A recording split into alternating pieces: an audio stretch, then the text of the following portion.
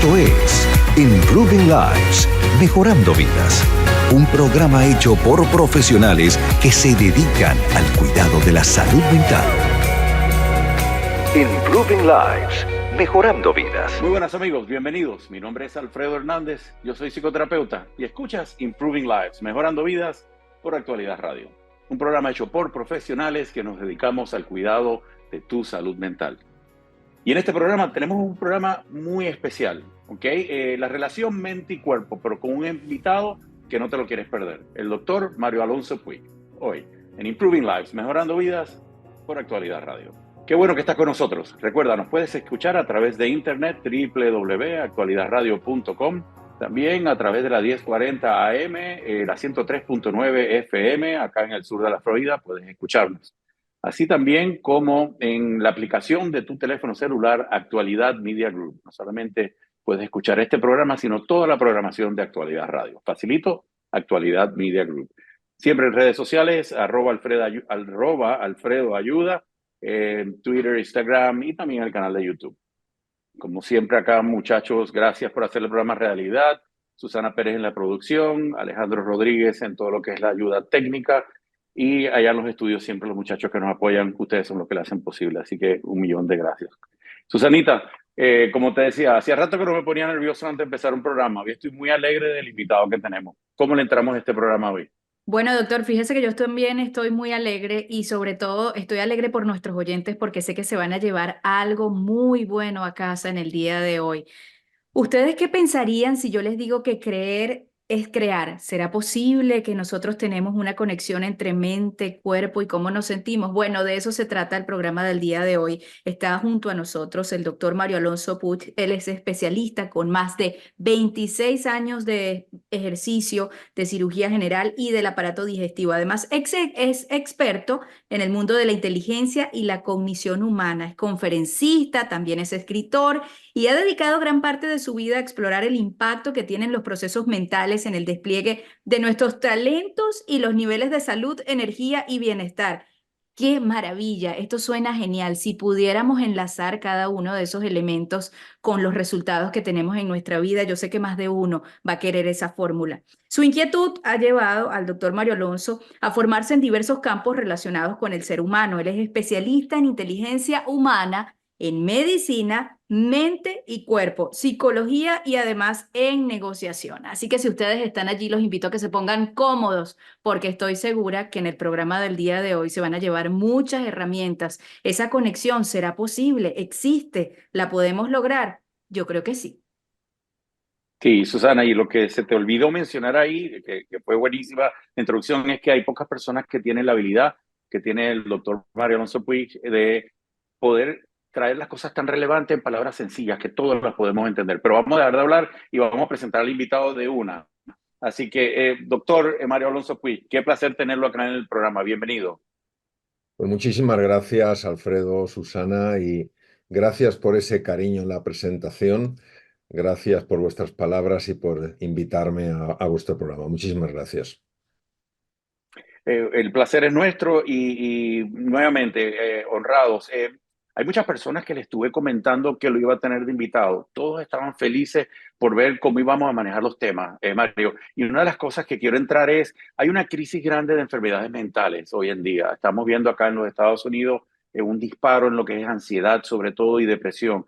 Yo le digo a los pacientes que el que inventó la palabra estrés, que no inventó el estrés, hablaba de dos tipos de estrés: eustrés, que es el bueno, y el distress, que es el que nos afecta.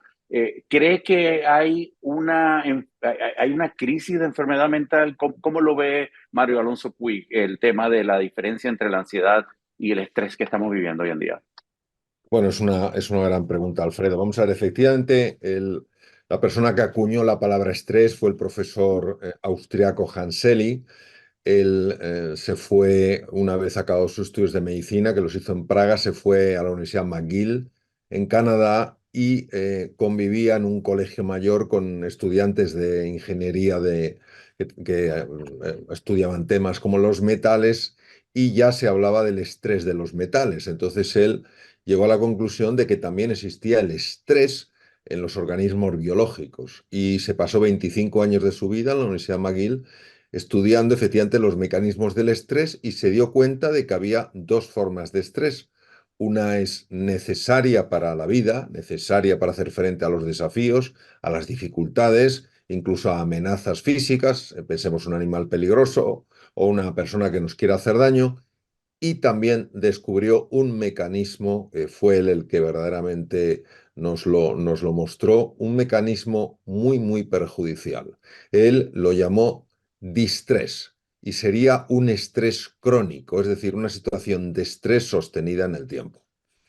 ¿Cuál es la relación entre la ansiedad y el estrés? El concepto de estrés es un concepto fundamentalmente biológico. El organismo pone en marcha una serie de mecanismos con una liberación de hormonas, una serie de procesos metabólicos que caracterizan lo que es el estrés. La ansiedad es un concepto fundamentalmente psicológico, es una sensación de que va a haber un problema y no vamos a tener la capacidad de resolverlo. Es como si anticipáramos dos cosas, el problema y la incapacidad para resolverlo. ¿Qué ocurre? Pues como usted sabe perfectamente, Alfredo, como psicoterapeuta, no podemos separar lo que es fisiológico de lo que es psicológico. Se pueden distinguir, pero no se pueden separar. Yo puedo en mi mano distinguir la palma del dorso, pero no puedo separarlas. No hay una mano que no tenga dorso, que no tenga palma. Entonces, todo lo psicológico tiene una traducción fisiológica y todo lo fisiológico tiene una traducción psicológica. ¿Qué pasa? Que una persona que esté con estrés crónico puede tener fundamentalmente dos expresiones desde el punto de vista psicológico. Uno es la ansiedad y otro es la depresión. Qué curioso, porque las hormonas que se activan en la ansiedad y en la depresión son las mismas. Y es curioso porque de los dos ejes que hay del estrés, el eje de la adrenalina y el eje del cortisol, tanto en la ansiedad como en la depresión, las cifras que son altas son las del cortisol. Por tanto, estamos hablando de diferentes expresiones de un mismo fenómeno. Sí, qué bien explicado. Yo le digo a los pacientes, la ansiedad y la depresión son como dos caras de una moneda, ¿no? La Exacto, exacto. ansiedad es cuando estoy viendo el mundo como un lugar peligroso, algo horrible va a ocurrir, impending Eso, doom, decimos en inglés. eso es. Y la depresión luego, y luego la otra cara, ¿no? Donde no tengo lo que hace falta para enfrentar el peligro, y ahí es que viene esa sensación de falta de esperanza, pero es como una necesidad casi de sobrevivencia, esta respuesta fisiológica que tenemos, pero luego que viene el cuadro clínico de ansiedad y depresión, donde yo no puedo detener estos pensamientos, de donde veo este peligro que recurre y ocurre repetidamente en mi mente, ¿no? ¿Cómo podemos ayudar a separar? ¿Qué consejo nos puede dar para nosotros poder, porque sobre todo la mujer, yo creo que en ocasiones practica este ejercicio casi mental de preocuparse y ver el peor de los escenarios? ¿Qué recomienda en estos casos? Bueno, yo creo que la solución ya la ha dado cuando hablaba del tema del pensamiento. Vamos a ver, nosotros tenemos que entender lo siguiente. Lo que pensamos, cuando lo pensamos de una forma sostenida, quiere decir, cuando le damos vueltas y vueltas, acaba impactando a cómo nos sentimos. Por ejemplo, vamos a suponer que yo empiezo a pensar, uy, esto va a ser horrible, esto va a ser horrible, esto va a ser horrible. Y consciente o inconscientemente no paro de darle vueltas a lo mismo. Al cabo de un tiempo generalmente bastante corto, yo empiezo a sentirme de una manera que es muy incómoda, que es muy frustrante, que me empieza a llenar de sensación de impotencia y de desesperanza. Esto es debido a que las regiones cognitivas del cerebro donde se elabora el pensamiento tienen un impacto en una serie de mapas muy bien descritos por el profesor Antonio Damasio, que son los mapas de los sentimientos, sobre todo el cíngulo anterior y la corteza insular. Estos mapas convierten lo que yo pienso en lo que yo siento. Claro, es distinto pensar que algo va a ser muy difícil a sentir que eso va a ser muy difícil. Es un mayor grado de hondura, de profundidad. El problema es que esos mapas de los sentimientos, una vez activados, activan procesos corporales y ya no solo es que lo sienta, es que mi propio cuerpo empieza a resonar con ese pensamiento. Y es un círculo vicioso, porque la propia tensión del cuerpo empeora los sentimientos. Y a su vez, al empeorar los sentimientos, la lectura que hago yo, la interpretación que hago en mi pensamiento, también es negativa. Y así vamos entrando en esta especie de círculo que nos genera tanto daño. Entonces, ¿yo qué diría? Lo primero que diría es que es fundamental observar los propios pensamientos. Los pensamientos no son tonterías. Los pensamientos tienen un impacto en el ser humano enorme, ya que los pensamientos generan imágenes en nosotros, generan sensaciones, generan sentimientos y, como hemos visto, llegan a impactar el cuerpo produciendo emociones. Y por eso lo que invito a todas las personas que pasan por momentos difíciles, y esto es normal y todos pasamos por ahí, es hacerse una pregunta. ¿Qué me estoy diciendo a mí mismo? ¿Qué me estoy diciendo a mí misma para sentirme tan mal? Y si consigue mantenerse en esta búsqueda, llegará a darse cuenta de lo que se está diciendo. Y una vez que lo haya descubierto, lo que tiene que hacer no es enfadarse ni intentar bloquearlo, es generar una cosa diferente. Y la cosa diferente sería otro pensamiento. Es decir, preguntarse, ¿qué me podría decir a mí mismo? ¿Qué me podría decir a mí misma que me hiciera sentirme de otra forma? Lo Ujú, fascinante es que cuando yo empiezo a cambiar un pensamiento negativo y disfuncional, porque vemos el daño que hace, por un pensamiento más positivo, empieza a aumentar el riego sanguíneo de la parte anterior del cerebro, lo que se llaman las regiones prefrontales, que son precisamente las que nos van a ayudar a encontrar una solución frente a los desafíos.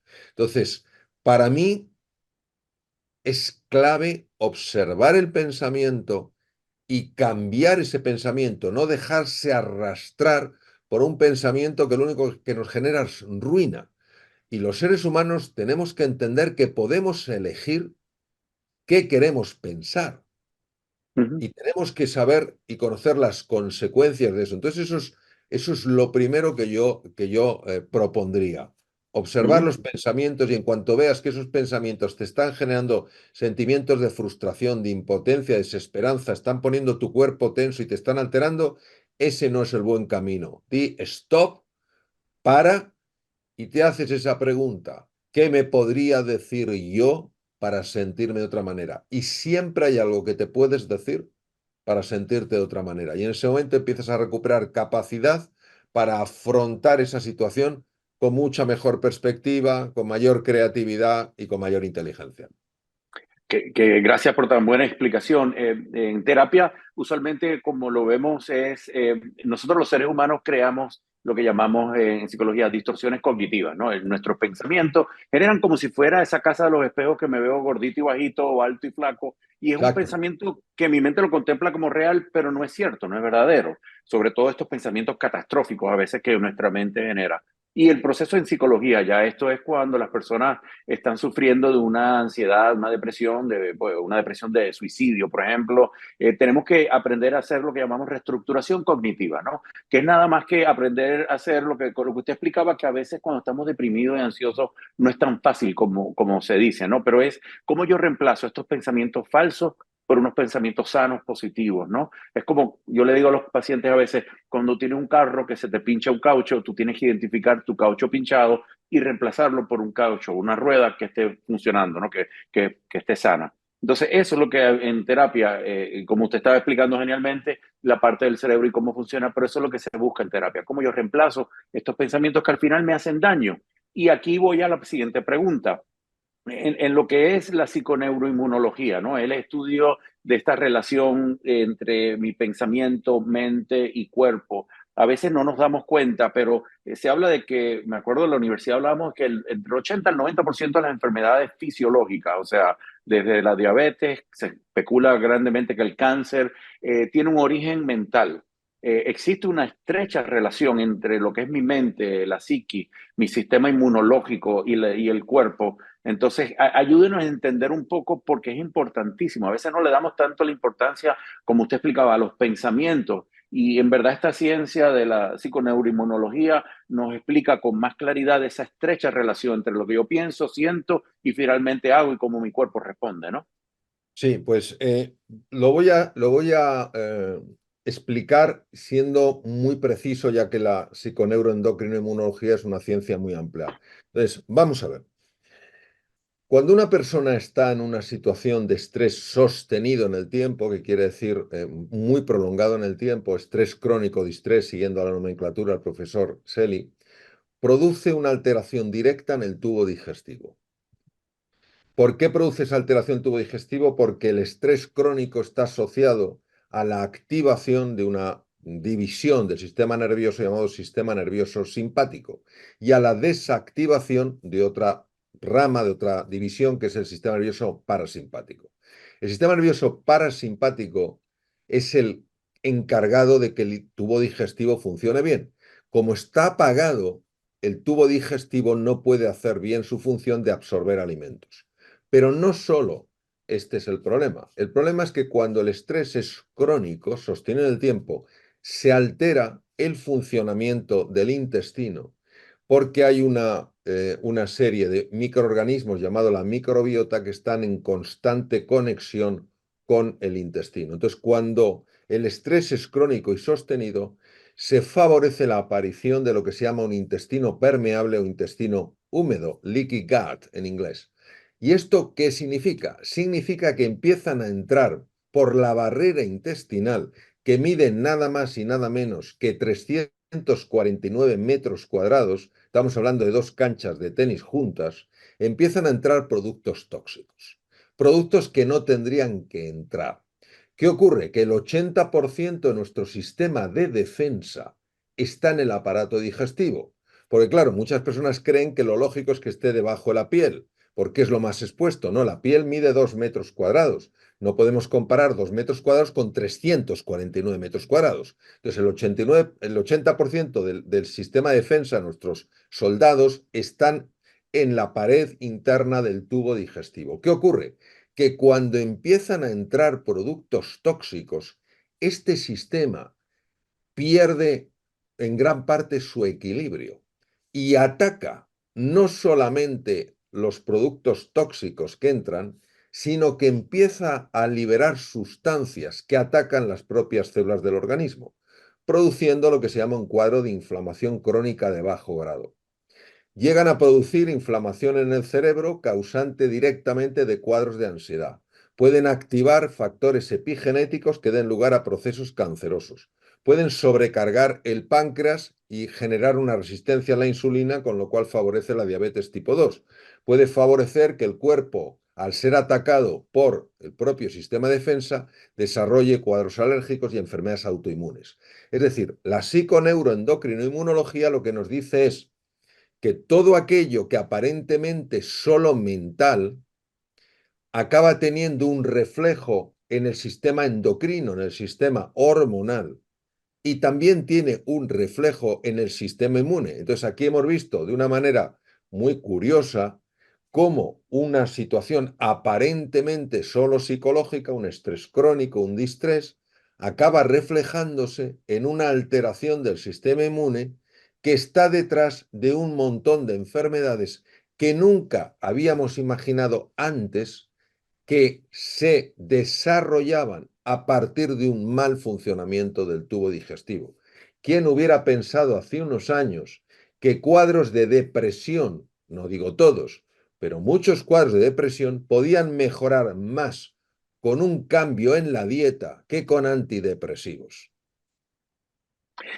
Bueno, nuestros psiquiatras recomiendan probióticos para comenzar cuando están presentando estos cuadros de ansiedad, depresión, pero Mario, esto entonces nos lleva a pensar, hay que reformular el método científico dentro de lo que es la medicina, porque hoy en día en la medicina se está tratando los síntomas, no estamos teniendo esta manera tan amplia de ver nuestro cuerpo, la relación con la mente y nuevamente el sistema neuroinmunológico. Esto es un replanteamiento de la medicina totalmente en los próximos años tiene que ocurrir, ¿no? Sí, Alfredo, tienes mucha razón. De hecho, una de las cosas que sorprenden, por ejemplo, en mis 6 años de carrera de medicina, jamás se me habló de la importancia de la relación con los enfermos, de cómo reducir el estrés de los enfermos, cuando ya hemos visto hasta qué punto el estrés crónico, el distrés tan frecuente cuando una persona está enferma, tiene un impacto en la salud, tiene un impacto en los órganos del cuerpo. Entonces, efectivamente, necesitamos ir a un concepto mucho más holístico, mucho más global de la medicina, donde no solo nos importe la parte física, que es indispensable, sino que también nos importe la parte psicológica, la parte emocional, la parte social de una persona. Y es curioso en este sentido porque hacía muchos años que la OMS, la Organización Mundial de la Salud, definía la salud no simplemente como la ausencia de la enfermedad, sino también como el bienestar psicológico, emocional y social de una persona. Es decir, aquí ya la propia Organización Mundial de la Salud está ofreciendo un abordaje holístico. ¿Qué ocurre? Que en la medicina occidental es una medicina muy basada en el órgano, muy basada en atacar la bacteria, atacar el virus, atacar la célula tumoral. Sin embargo, la medicina oriental está muy basada en hacer inhóspito el terreno para que esa bacteria no pueda progresar, para que ese virus no pueda progresar y para que esa célula tumoral no pueda progresar. ¿Cuál es la mejor? La mejor es la combinación de las dos.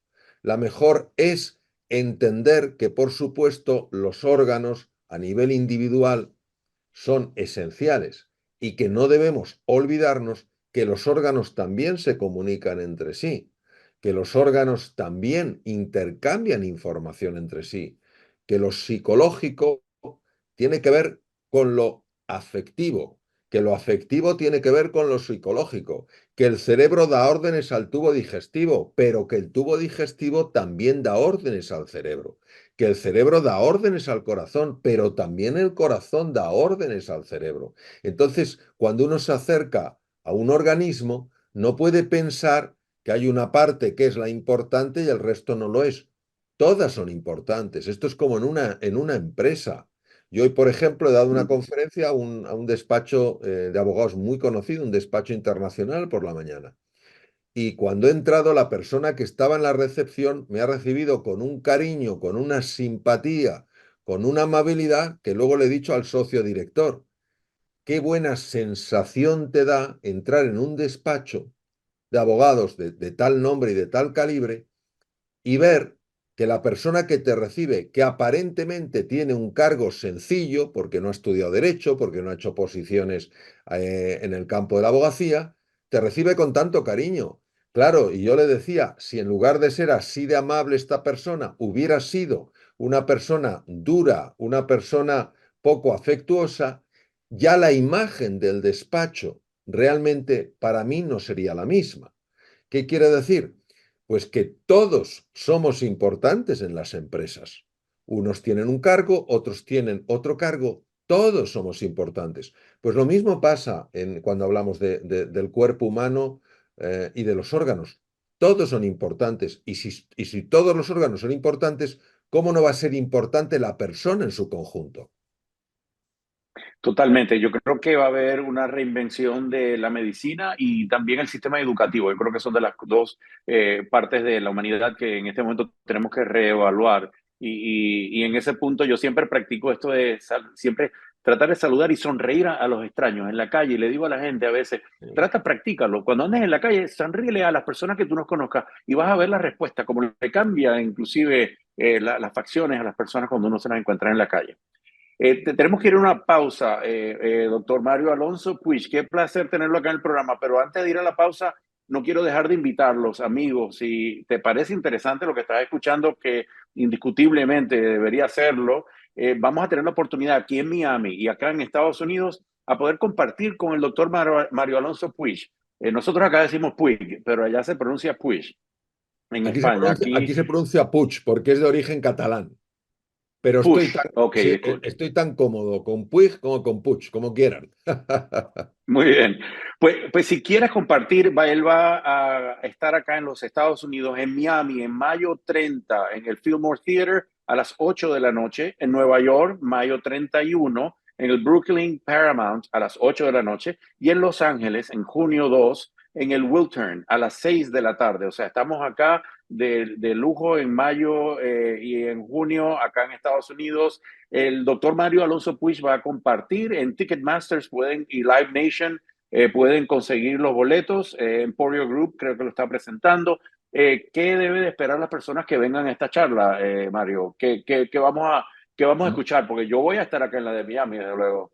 Bueno, lo primero, bueno, muchas gracias, Alfredo. Lo primero, decir con cuánta ilusión voy a estos lugares. Me hace muchísima ilusión realmente estar allí. Pues lo que vamos a, a vivir es una experiencia. Es decir, no se trata de una conferencia al uso, no se trata de una masterclass al uso. Vamos a vivir una experiencia para conectar con esa grandeza que hay dentro de cada uno de nosotros. Hay que tener en cuenta lo siguiente, yo entre Estados Unidos y España me pasé 26 años de mi vida como cirujano y lógicamente he visto muchas personas con enfermedades y algunas con enfermedades serias. Y yo siempre he sabido, y esto lo sabemos desde la época de nuestro padre, el gran médico griego Hipócrates, que los médicos podemos ayudar. Quien realmente cura es el organismo. Entonces, para mí ha sido siempre muy importante ayudar a mis enfermos en mi época clínica, ayudar a mis enfermos a que desplegaran su potencial precisamente para tener los recursos que son necesarios a la hora de hacer frente con éxito a la enfermedad. Ya no ejerzo la cirugía clínica, ya hace veintitantos años que lo dejé después de haberla ejercido, como he dicho, 26 años. Y mi obsesión, mi magnífica obsesión, lo digo porque es una cosa que para mí es una verdadera pasión, es ayudar a las personas a entender, a darse cuenta de lo mucho que valen, pero no como un simple concepto, sino como una experiencia, a que sientan cosas, a que tengan determinadas sensaciones, a que se den cuenta de que tienen muchos más recursos de los que se imaginan, pero esos recursos, si no están en un estado mental adecuado, aunque los tengan, no pueden acceder a ellos. Entonces, durante esta sesión, en la que será muy participativa, aunque haya muchas personas, lo que vamos a experimentar es esa grandeza que hay dentro de nosotros. Mario, te agradezco que tengas tan buena obsesión y Alfredo te agradece todo lo que has compartido a través de tus redes sociales, tu página web. Y yo estoy de verdad con ansia de poder compartir en persona y escuchar esa presentación que va a tener nuevamente en Miami, mayo 30, acá a las 8 de la noche en el Fillmore Theater, en Nueva York, mayo 31, y en Los Ángeles, en junio 2, pueden conseguir boletos a través de Ticketmaster. Tenemos que hacer una breve pausa. Mario, te pido por favor que tengas paciencia. Claro que Ya sí. regresamos a los estudios. Ya estamos Muy de bien. vuelta. Muy buenos amigos, bienvenidos de vuelta. Mi nombre es Alfredo Hernández y escuchas Improving Lives, Mejorando Vidas por Actualidad Radio. Un programa hecho por profesionales que nos dedicamos al cuidado de tu salud mental. Y hoy tenemos todos nuestros invitados son buenos y siempre muy agradecidos de los que han compartido acá con nosotros, pero de verdad que hoy tenemos un invitado muy especial, alguien que yo admiro, sigo mucho en redes sociales, sus libros, las actividades que lleva a cabo. Va a estar aquí en Miami, le voy a dar más información antes de terminar el programa, ahora en mayo. El doctor Mario Alonso Puig, de estas personas que tienen la habilidad que Dios le ha dado de poder explicar en términos simples la complejidad a veces de lo que es la relación entre nuestra mente y el cuerpo. Así que bienvenido de vuelta, Mario, qué placer tenerte nuevamente. Y voy directo porque quiero ya sacar, esto es como hay que sacarle el partido máximo que podemos.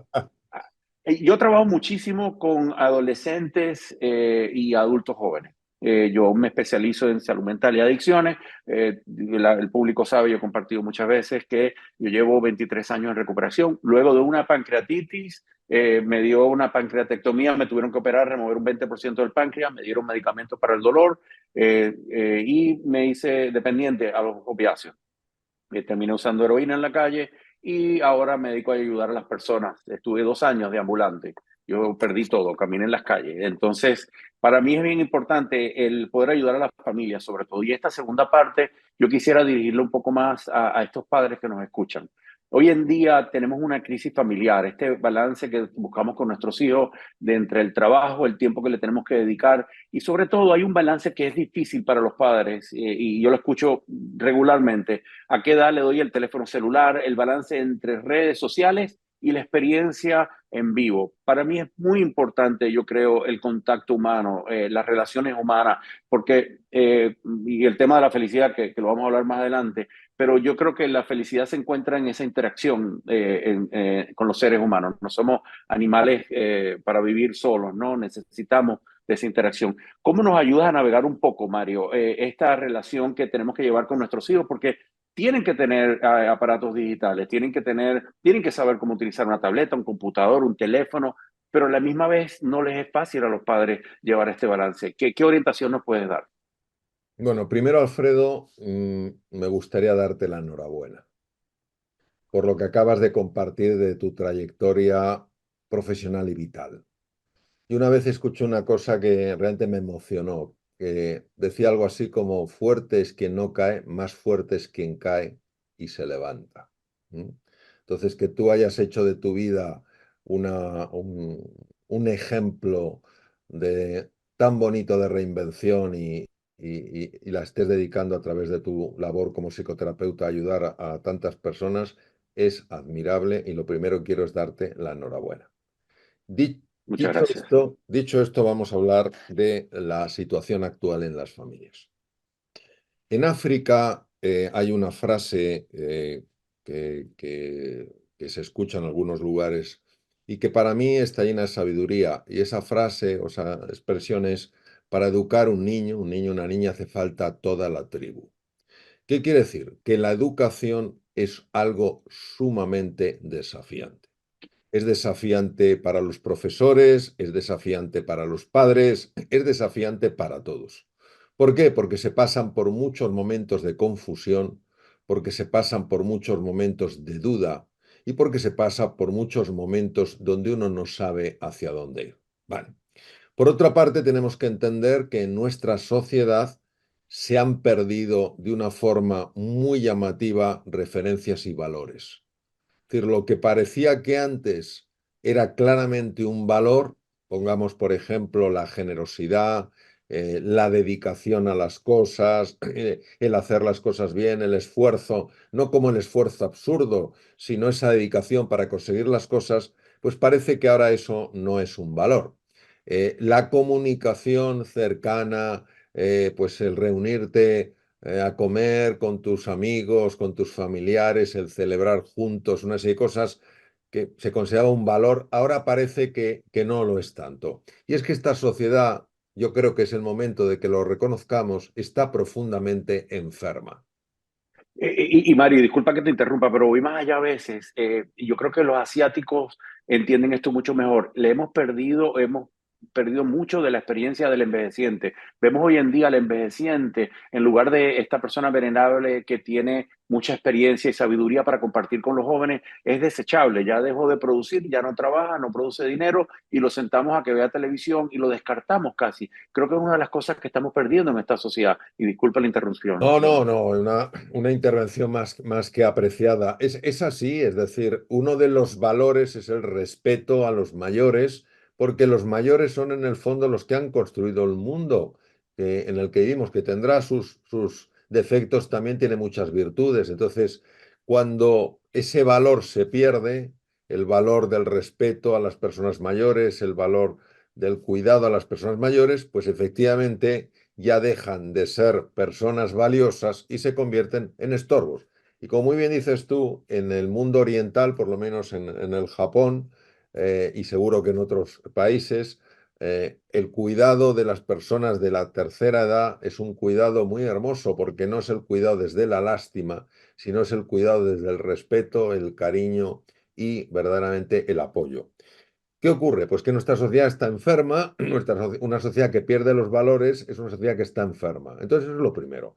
Número dos, las redes sociales. Las redes sociales es como todo, es como un móvil o es como el dinero. ¿Es bueno o malo? Bueno, depende de cómo lo utilices. Hay personas que han salvado sus vidas gracias a tener un teléfono móvil. Hay personas que han ayudado a salvar la vida de otras personas gracias a las redes sociales. Entonces, esto lo hemos visto en grandes cataclismos. Entonces, no podemos decir que las redes sociales sean malas. ¿Cuál es el problema de la red social? El problema de la red social es la adicción a la red social. Es lo que llaman el attachment, el apego, hasta tal punto que no estar conectado tiene prácticamente la misma expresión que un cuadro de abstinencia. Es decir, necesito eso porque me libera dopamina, porque me libera opioides endógenos, no lo tengo. El problema es la adicción. Entonces, ¿qué es lo que necesitamos? Lo que necesitamos todos, y se está haciendo, por ejemplo, en países del norte de Europa se está restringiendo la utilización de móviles y tablets en los colegios, tenemos que ponernos serios en esto, porque verdaderamente el solo hecho de sacar el móvil cuando se está comiendo, aunque parezca mentira y aunque no se consulte, ya está reduciendo el nivel de atención que estamos poniendo en los demás. ¿Y qué pasa? Que yo no puedo soltar un sermón a un hijo mío si lo que estoy haciendo es lo mismo que a él le critico. Entonces, los primeros que tenemos que observarnos somos los adultos y darnos cuenta de que nuestros hijos no van a hacer lo que les digamos, van a hacer lo que vean que hacemos. Por otro lado, algo que a mí personalmente, yo tengo tres hijos, tres chicos, ya tienen ya 32, 31 y 26, y no han pasado, o sea, no han sido todas las épocas fáciles. Entonces, ¿qué me ha ayudado? Lo que me ha ayudado es fundamentalmente el intentar comprenderles y buscar siempre la comunicación. Cuando hay un distanciamiento, la cabeza empieza a funcionar a su aire y se monta una película que cada vez nos separa más de la realidad. Mientras que si nosotros nos sentamos y aunque sea difícil conversamos, podemos entender el mundo de la otra persona. Qué interesante porque desde el punto de vista fisiológico, es decir, del funcionamiento del organismo humano, cuando dos personas están intentando conectarse, cuando dos personas están intentando encontrarse, hay una liberación de una hormona llamada oxitocina. Es fabuloso porque esta hormona, la oxitocina, es una de las hormonas más eficientes para cortar el eje del estrés crónico. Con lo cual, no solamente favorece que nos entendamos, es que favorece que estemos mejor. Entonces, yo sé que es un campo desafiante. Lo que sé es que nos tenemos que poner todas las pilas porque la gente joven y la gente también con más edad merecen realmente la pena. Es decir, a mí muchas veces oigo personas criticando constantemente a los jóvenes. Yo tengo una fe inmensa en los jóvenes. Lo que Oh. tenemos que darnos cuenta los adultos es que a veces no somos la mejor referencia, no somos el mejor ejemplo. Totalmente de acuerdo, Mario. Yo soy aquí se dice un advocate, ¿no? Yo creo mucho en esta nueva generación. Acá yo trabajo mucho y me rompe el corazón, chicos que han estado 10, 15 hospitalizaciones psiquiátricas, ¿no? Tenemos un programa acá de hospitalización parcial pero aún así, yo tengo tanta fe en esta nueva generación, yo los veo que ellos sí entienden la diferencia entre el bien y el mal y somos muy prontos a criticarlo, ¿eh? Somos muy rápidos en atacarlo, a criticar su música, mira cómo se visten. Yo creo que Sí, si te sí. dedicamos el tiempo, vamos a reconocer que ellos valen mucho más. Inclusive, una de las cosas que cuando yo trabajo con adolescentes, hacías un punto muy bueno que voy a recalcar, es la comunicación. Cuando yo me siento con un adolescente que tiene problemas, la queja principal es, mis padres no me escuchan bien. Esa es la queja principal. ¿Qué te parece? Por supuesto, por supuesto. Lo mismo que cuando en el campo de la medicina un enfermo pues no está conforme con un enfermo que tiene una patología maligna con un oncólogo, yo nunca le he oído quejarse de que técnicamente el oncólogo no era una persona preparada. Cuando se han quejado de que notaban una enorme frialdad. con ese profesional. Y tú que eres un experto en psicoterapia, pues sabes perfectamente que cuando se han hecho estudios de distintos abordajes psicoterapéuticos buscando cuál era el mejor, se ha visto que lo esencial es la conexión afectiva que hay con la persona. Eso es lo que fundamentalmente sana el tipo de conexión, el tipo de comunicación, que la persona se sienta escuchada, se sienta valorada y se sienta comprendida, lo cual no quiere decir que se le dé la razón, quiere decir que se sienta comprendida y no hay manera de comprender a alguien si no ponemos toda nuestra atención en ese proceso de escucha. Sí, y bueno, voy a pasar al tema que iba a cerrar con él, que es el tema del amor, porque me estás acordando, Mario, cuando hablabas, yo tengo la dicha que ahora trabajo como también, tengo licencia acá de lo que llaman Qualified Supervisor. ¿Qué quiere decir? Tengo la bendición que ayudo a entrenar nuevos psicólogos, entonces los tengo que están terminando en la escuela graduada, los tengo que tienen licencia como internos. Y una de las cosas que yo siempre le presento, y me miran extraño porque no lo escuchan en la universidad, el poder del amor. Y le digo, Roger hablaba de esto, Carl Rogers hablaba Carl de Rogers hablaba de eso, por supuesto.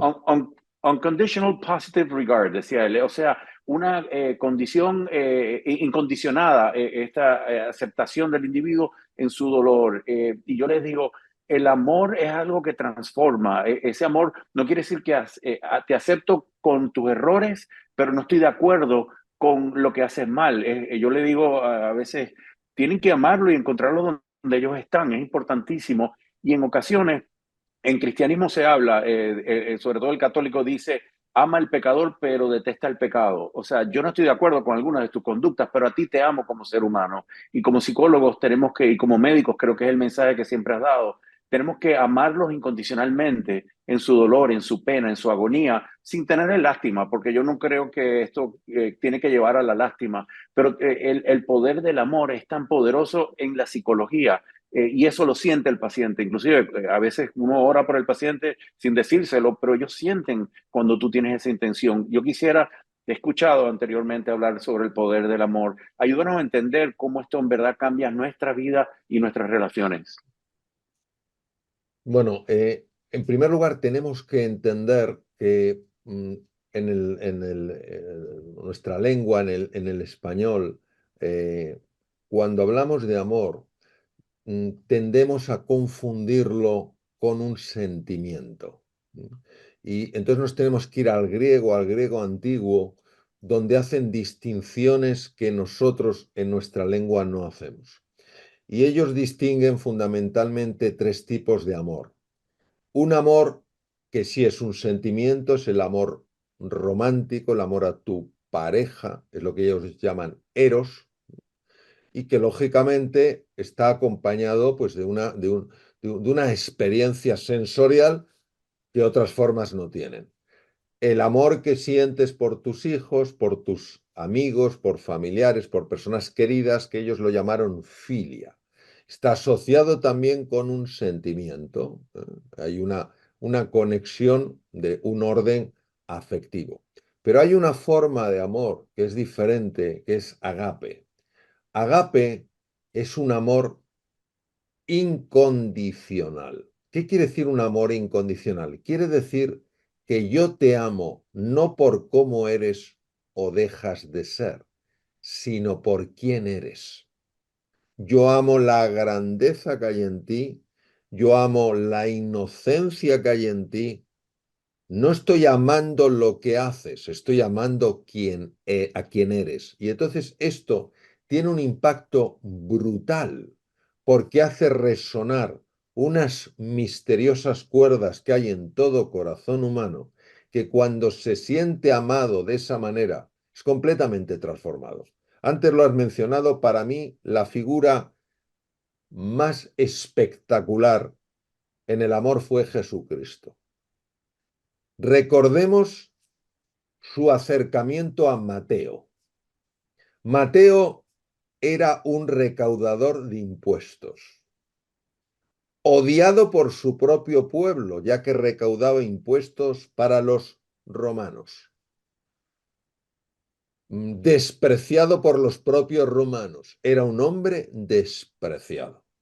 Yo quiero que nos pongamos en la piel de alguien que se siente despreciado por los que en aquel momento dominaban su tierra y por los suyos. Podemos imaginar su nivel de amargura, podemos imaginar su nivel de frustración, su nivel de resentimiento, su miedo y su angustia.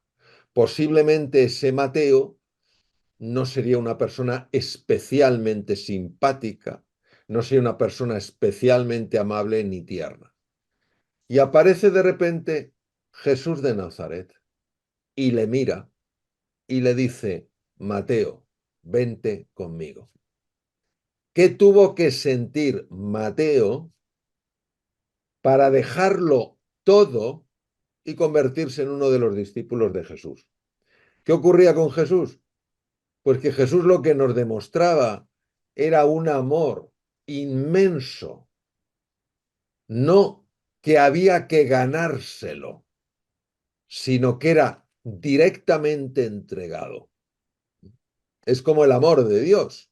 El amor de Dios Padre no hay que ganárselo, si nos quiere infinitamente. Tenemos el error de que me lo tengo que ganar haciendo cosas buenas para que me quiera. Pero si ya te quiere infinitamente, lo único que tienes que hacer es dejarte querer. Y lo que no nos dejamos es querer, porque no entran nuestros limitados raciocinios que pueda haber un amor que no sea un puro trueque. Yo te doy si tú me das. Entonces, cuanto más nos acerquemos a ese amor, cuanto más nos acerquemos a esa forma de ver a los demás, de ver la inocencia detrás de la apariencia, ver la grandeza detrás de los errores, hasta que no lleguemos a eso, no vamos a poder entender el poder transformador. Pero cuanto más busquemos eso y mejor disposición tengamos a eso, más vamos a experimentar lo que es la verdadera felicidad. Teilhard de Chardin, el gran paleantropólogo francés, dijo, el día que el ser humano descubra el verdadero poder transformador del amor, habrá descubierto por segunda vez el fuego.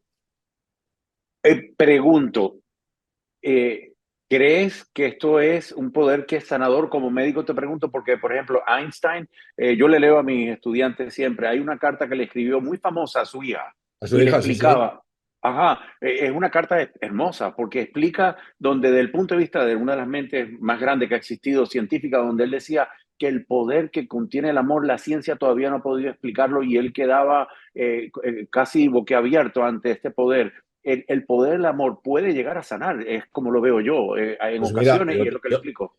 yo te voy a poner un ejemplo de cómo el poder del amor puede llegar a sanar. O sea, en el momento en el que demostremos que el amor es capaz de tener un impacto profundo a nivel de la biología, pues ya por lo menos podemos estar más abiertos a que pueda sanar.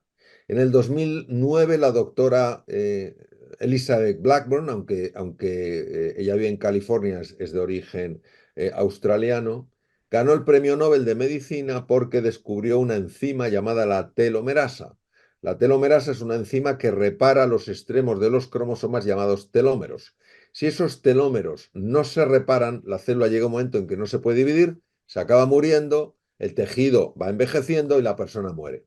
Pues ella demostró que cuando las personas se sienten queridas, cuando las personas en sus desafíos, en sus luchas se sienten acompañadas, aumenta la cifra de telomerasa y se alargan los telómeros. Es decir, tiene un impacto en la longevidad. No hay que ser un lince, no hay que ser un genio para abrirse a la posibilidad de que si el amor tiene un impacto a nivel genético tan sorprendente, ¿cómo no va a favorecer en otras cosas? Pero añadiré alguna cosita más. Cuando una persona tiene un infarto de miocardio y va a ser dada de alta del hospital, una de las cosas que es importante que hagan los cardiólogos, que son los que atienden lógicamente a estos enfermos, es asegurarse que cuando vayan a casa va a haber personas que les cuiden, personas que de alguna manera les atiendan para que no se sientan solos. y que si no hay esa persona, porque por la razón que sea viven solos, no tienen amigos, no tienen familiares, les han de recomendar que se compren una mascota. Porque a los animales también se les puede querer y mucho. La pregunta es ¿por qué? Pues por la siguiente razón. Porque si estas personas que han tenido un infarto no tienen seres queridos, no digo que estén pegados, pero que puedan hablar por teléfono con esas personas, o que se puedan comunicar de alguna manera, o que se sientan acompañados de alguna manera, si eso no lo tienen, la posibilidad de volverse a infartar se multiplica 6 veces. Es Wow, decir, wow. nosotros hoy ya tenemos muchos datos de que el amor no es algo dulzón, blandito, sino que el amor tiene la capacidad de afectar profundamente a la biología. Gracias por explicarlo tan claramente. Nos quedan un par de minutos y quiero hablar del evento que viene acá a Estados Unidos pronto, pero rapidito, en el camino del despertar, hablamos de cómo hablas sobre cómo puede la persona lograr más salud, prosperidad y felicidad. Y para mí la felicidad es uno de esos temas que me encanta discutir con los pacientes, porque acá en Estados Unidos, bueno, es parte de la Constitución, ¿no? The pursuit of happiness está garantizada. No está garantizada la felicidad, pero está garantizada el que tú tienes está garantizada tu perseguir la felicidad, ese derecho a perseguir tu felicidad. ¿Cómo nosotros podemos vivir con una vida con más felicidad y desde luego más salud y más prosperidad? En mi último libro que has citado, El Camino del Despertar, yo empiezo con una cita de, para mí, probablemente el psiquiatra más avanzado que el mundo ha conocido, que es Carl Gustav Jung. Y Jung, de origen suizo, dijo lo siguiente: hasta que no llevemos a la conciencia el inconsciente seguirá dirigiendo nuestras vidas y nosotros le llamaremos destino. Entonces, precisamente escribí este libro para invitar a los lectores a un viaje de aventura para entender lo que se mueve en el inconsciente y cómo pueden favorecer que el inconsciente, en lugar de ir en contra de ellos, vaya a favor de ellos. Es muy difícil que una persona pueda ser feliz si el inconsciente apunta para un lado y el consciente apunta para otro. De la misma manera que es absurdo que una persona que tiene un barco velero y quiere ir de A a B, llegue a B si no tiene en cuenta la fuerza del viento y la manera de orientar las velas. Entonces, en el Camino del Despertar, en el libro, lo que muestro es un mapa para poderse mover en el mundo del inconsciente y cómo a través del amor puede uno redimir aquellas partes de sí mismo que no quiere reconocer y que se llaman las sombras. Y hasta que no abracemos las sombras, hasta que no nos queramos por lo que nos gusta y por lo que nos disgusta, no podremos descubrir esa esencia que nos identifica. No nos podemos amar en lonchas, no nos podemos amar a pedazos. Tenemos que amarnos de manera completa y cuando nos amemos de manera completa, esa forma de ser que no nos gusta se transformará en otra forma de ser, pero no va a cambiar la forma de ser hasta que no amemos lo que es. Así que me da mucha risa porque aquí en el escritorio lo tengo, es el libro rojo de Anda, Jung, que libro es, rojo de Jung. sí, bueno, a mí, bueno, es indiscutiblemente el psiquiatra, para mí, que mejor explica cómo la mente funciona es Carl Gustav Jung. El Camino del Despertar es un libro también imperdible si quieres tener más salud, prosperidad y felicidad en tu vida. Mario Alonso Puig, qué placer tenerte acá en el programa.